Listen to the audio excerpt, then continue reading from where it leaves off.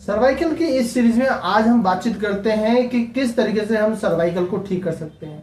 आज मैं आपके सामने कुछ आसन बताने जा रहा हूं। उन आसन को यदि आप करते हैं, योग को आप करते हैं, तो आपके सर्वाइकल का पेन 100% ठीक होता है। पहले हम बातचीत करते हैं मकरासन। अब आप सब जानते हैं, ये जितने भी आसन मैं आपको बताने जा रहा हूँ, आप हमारे वीडियो देख सकते हैं खोलकर, एक एक आसन के बारे में आपको वहां पता लगेगा।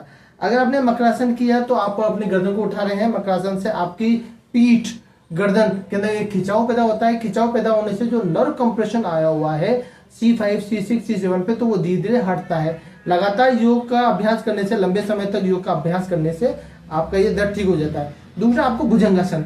भुजंगासन यदि आप करते हैं तो भुजंगासन के अंदर आपकी पीठ, सर्वाइकल, हाथ, जो सुनपन और नमनेस रहता है वो पूरी तरह ठीक होता है। एक शशांक आसन, जब आप बैठते हैं, शशांक का मतलब होता है खरगोश की तरह आपको बैठना है, शक की तरह बैठना है और ऐसे बिल्कुल झुक के बैठना है। आगे की तरफ खिंचाव करना है। जैसे खिंचाव करेंगे तो ये जो शोल्डर है आपका धीरे धीरे जो नर्व कंप्रेशन आया हुआ है वो गर्दन से हटता है। इसके अंदर नसों में ढीलापन आता है। एक ताड़ासन, पूरे शरीर को खड़े होकर जोर से ऊपर खींचना है। जितना ऊपर की तरफ खींचते हैं, स्ट्रेच होती है, लचक पैदा होती है। जैसे लचक पैदा होगी तो आपका शरीर के अंदर नर्व कंप्रेशन है वो हटेगा।